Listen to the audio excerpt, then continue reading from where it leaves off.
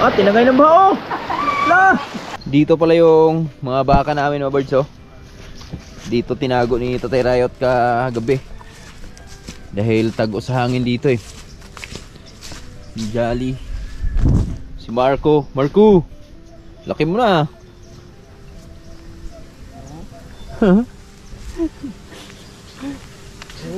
Laki mo na oh. Manyakis pa. Inanay. Inanay bun. Ha? Itim no? Kulay ng nanay. Yan o. Tatay, ubos yung mais ni Brad Siloy doon ah. Dapa ah. Pero tibay na saging niya. Di katulad ng Tatay Rayot. Takot sa hangin yung mga saging ni Tatay Rayot. Dapa talaga. Ha? Kita mo naman, babaw na ako. Ugat no? Lambot yung lupa. Binuwal ng baboy ng ano. Baboy ng Nanay Rayot. Hinukal ba naman doon sa likod eh. Ayun ba yun? Ah, kaya pala eh.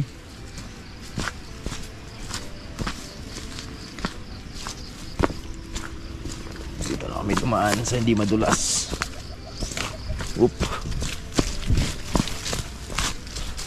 Oh yeah boy. Paawa yung mais mga birds oh. Ito pa naman yung kasagsagan sa ano, ito yung ano pa lang ba? Yung tipong kausbong pa lang nung pinakalaman niya, yung bunga niya. So pag maganyan kasi, wala na yan, tagilid na yan. Negative na yan. Makakabangon man yan pero hindi na magkakaroon ng laman yan. Kasi yung pinaka ano ng bulaklak niyan natanggal na. Buti titibay ng saging dito. Ano kasi ito mga birds eh, lupa kung tawagin, tago ba. Kaya ganito yung nangyari. Hindi masyadong naapektuhan yung kanilang mga saging.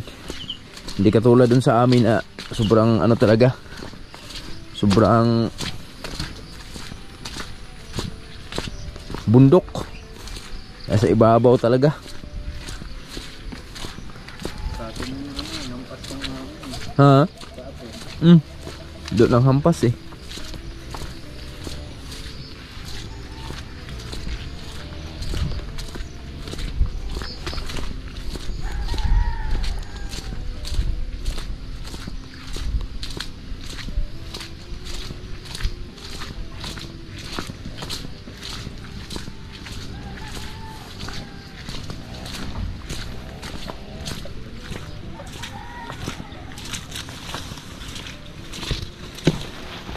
Alright.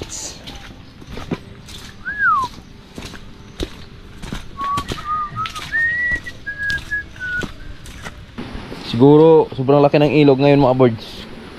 Ah, bumaba na pala. Kanina siguro yun, kanina umaga, paggising ba. Yan, malamang malaki yung ilog nun. Tingnan nyo dito oh. Ah. Yan, dito pa lang oh. Maliit na ilog hanggang dito na kanina oh. Sapa pa lang to, sapa. Ah, buwal din yung saging dito.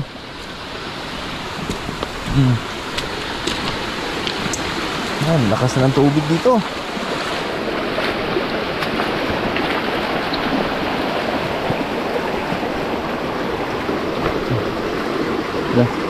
Isa.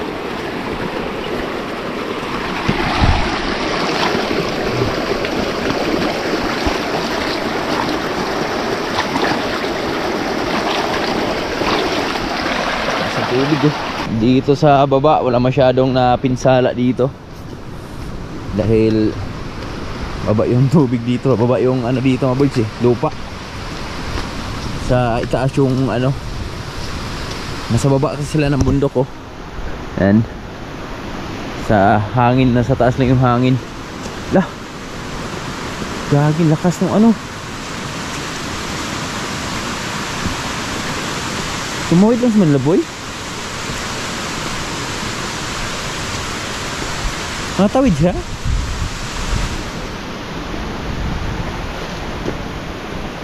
Basta siguro yun. Kawawa yung kulungan ni ano. Tuwid mo, no? Di malakas? Uy. Kulungan, no?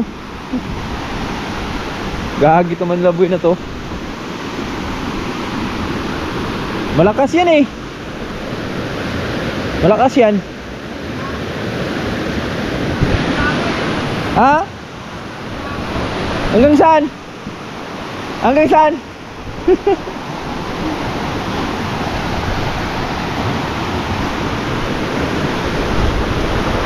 Baring ko muna yung buta natin. Basa to eh, papasukan to eh.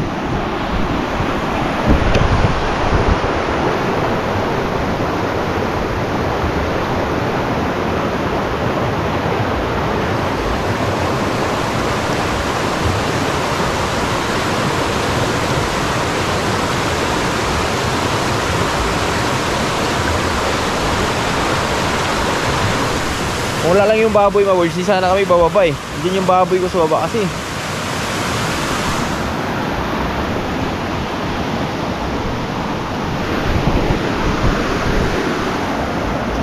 Tara, subukan natin. Di sabi ni Malaboy, mahina lang daw.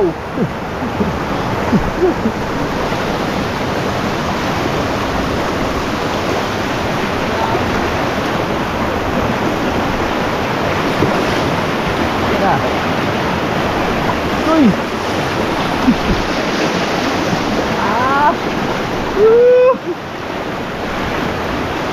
Grabe buhangin, oh. Kapal ang buhangin.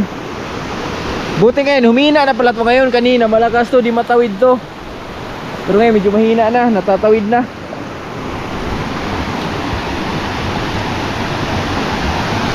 Lakas, oy.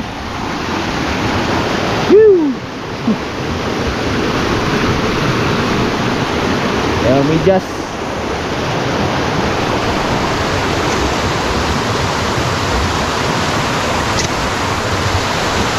Na.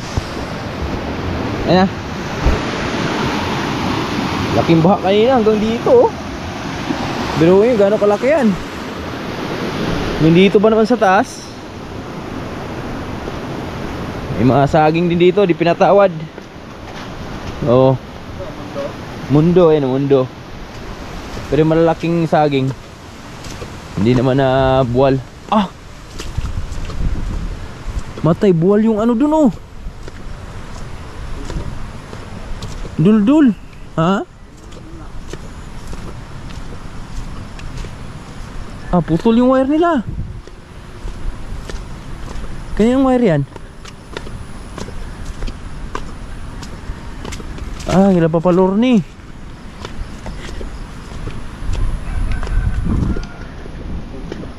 Putol talaga.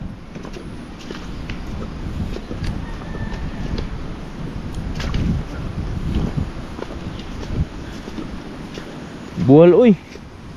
O diba? Ganun siya kalakas yung hangin.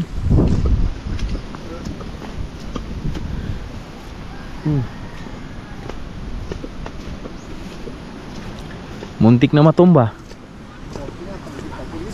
Ha? Saan? Tagilid yan? Nagilid lang talaga yan? Yung isa dun, oh.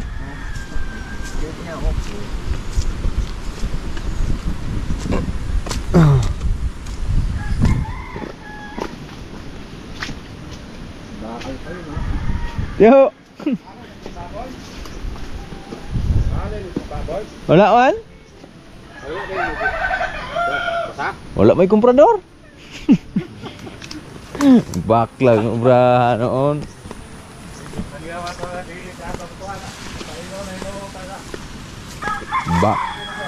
Baklag to braha, eh.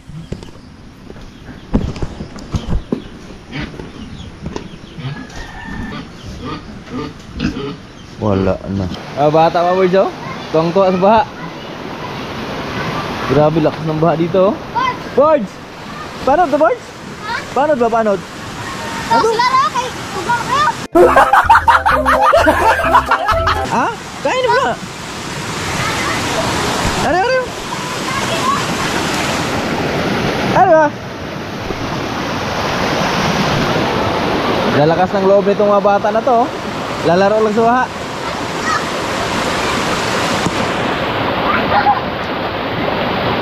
Dari dapat tau? Dong, ada dapat bang?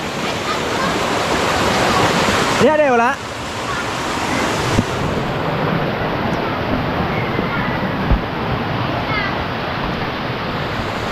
Good, so?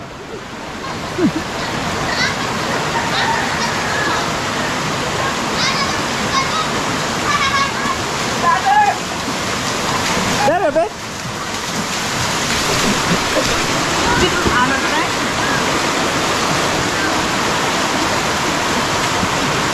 Jauh dah.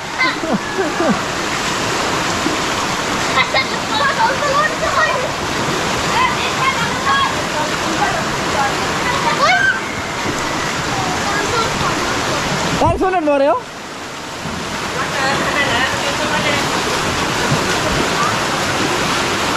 Ala, luma na yun. Baha, asuba yun.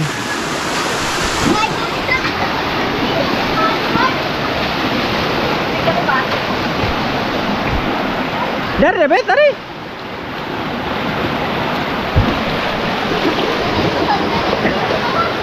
Dungan.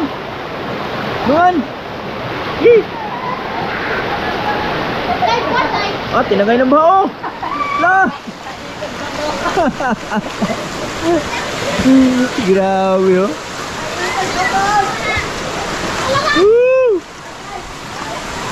Dakos bao. Siya magandang hapon sa inyong lahat. So, pasensya na. Galing ko lang doon sa baba. So, di na ako nakakapag-vlog doon. So, bumaba kami ni Manlaboy kanina after sa Bagyo, mga aboards. Gawa nung andun yung dalawang baboy ko. So, yung dalawang baboy ko kasi nakarahan, mga aboards. So, dinala namin ng basak sa stockyard. Ang masaklap lang doon, tinanghali kami nang dating doon sa stockyard. Kaya pagdating namin doon, so yung mga buyer ng mga baboy, mga birds, halos marami na silang nabili ba, napuno na yung kanilang mga order. Kaya napag-decide ako na ibalik na lang yung baboy natin. Ayun nga, naibalik namin yung baboy namin. Kaso lang, hindi ko na binalik dito sa amin kasi dito sa amin kasi, mga birds, hindi po biro yung pag nag-alaga ka ng baboy dito, lalo dito sa amin kasi malayo kami sa highway. Hindi po biro yung pagbababa, paakyat. So ang ginawa ko, iniwan ko na lang doon sa TOE namin, kila Tito Joe, kasi meron namang lagayan doon. Kaya so lang ang masaklap doon, mga aboards. So hindi ko alam kung anong nangyari doon sa isang baboy ko. Gawa nung pag-uwi namin, kumain pa, malakas pa siyang kumain eh. Tapos after 2 days, yan. After 2 days, hindi na siya, pahina na ng pahina yung pagkain niya. Tapos hindi rin namin siya nadala nun sa Blocky, gawa nung November 1. Wala ding mga buyer no na kasi natapat sa undas. Tapos yun, tumagal pa siya ng mga ilang araw dun sa baba. At tapos ngayon nga, nagkataon pa. So dapat ngayon dadalhin namin sa stockyard ulit sa may basak. Kasi inyong araw ng stockyard ngayon, Lunes, Martes. Ayan, dapat ngayon Martes. Kaso lang ang masaklap dun, mga aboards. So ito nga, dinaanan tayo ng bagyo. Grabe, sabay-sabay talagang napakasaklap yung na mga pangyayari. So nabatawag doon. Talagang sinubok tayo sa pagkakataon ba. So biruin nyo, dumaan yung undas. Tapos karoon naman sana ng stockyard o naibagyo naman. So talagang sinubok tayo doon sa panahon.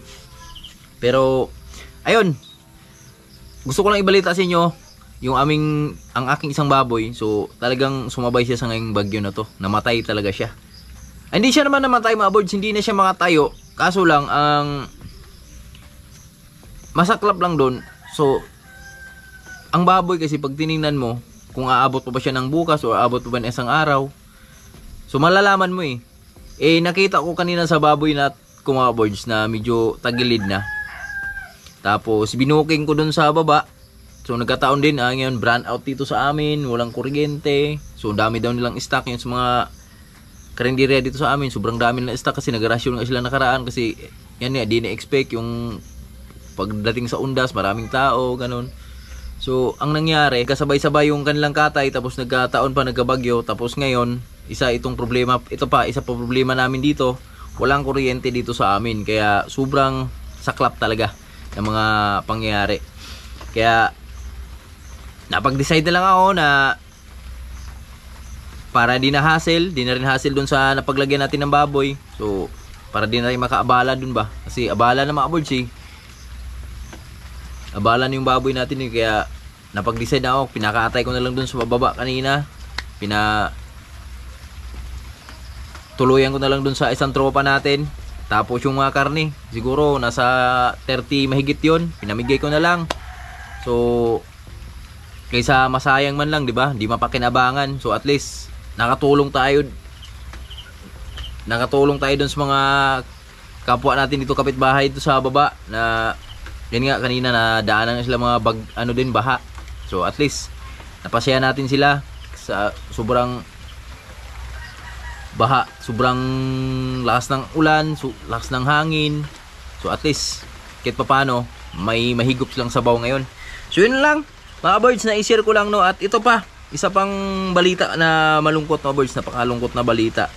Dahil, yun nga, namatay na nga tayo ng baboy. Tapos ito pa ang bumungad na balita sa amin, yung kila Lula Riot sa Occidental. Kasi doon kasi yung napakalakas na ulan at napapansin nyo naman sa vlog ko nakaraan na sobrang lapit sila sa ilog na napakalaking ilog. So yun nga, inaabot yung bahay ni Lula. Ang layo siguro ng bahay ni Lula sa ilog, mga birds, 100 meters o 200 meters, ganon kalayo, pero inaabot pa rin. Tapos yung motor nila Tita Gigi, dalawa na tangay. So nakalungkot talaga isipin dahil gusto man nating tumulong, kaso lang wala din tayo kasi ito din may mga pagsubok ding dumating sa atin sa buhay natin. Tulad na lang nung biik na yon. So yung biik na yon mga birds, sana pangbili ko ng abono sa ating mga kalabasa yon.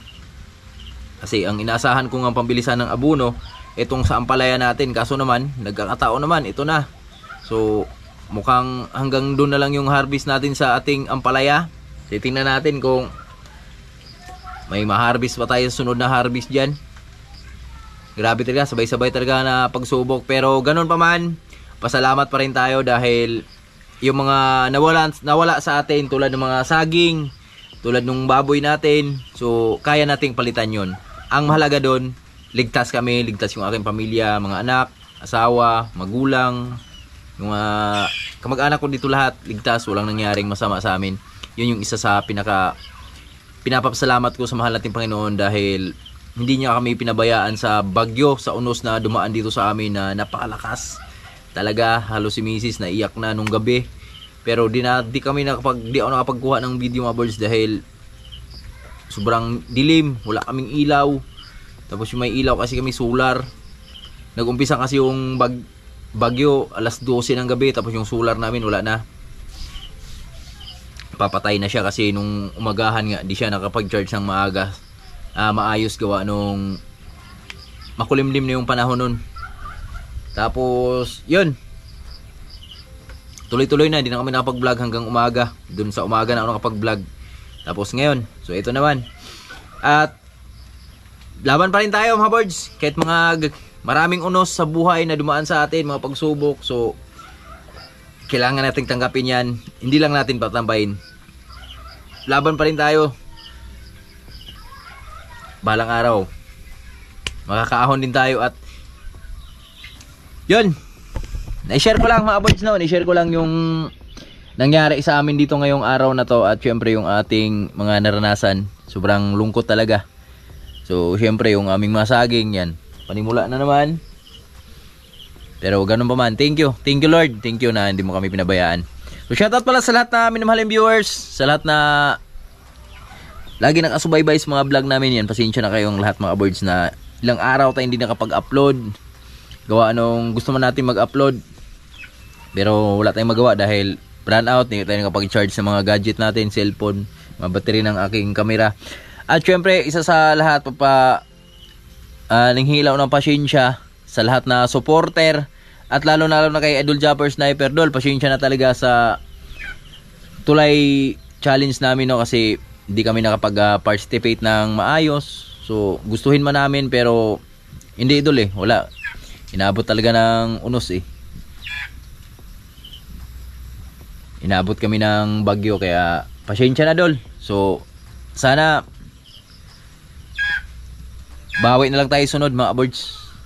So yun lang, na-share ko lang mga birds sa lahat na minamahaling viewers dyan. So hanggang dito lang muna yung video natin. Abangan nyo na lang yung iba pang update natin, lalo na dun sa ating mga ampalaya. So bukas baka pag maganda-ganda na yung panahon. So ito pa ulan-ulan pa kasi, no? Di pa tayo makagala-gala ng maayos. Pero bukas subukan natin, baka maayos na tong panahon. So iikot ko guys mga na-damage dito sa amin sa Buhay Bukid, no? So yan lang. God bless everyone. Bye bye. Love you all.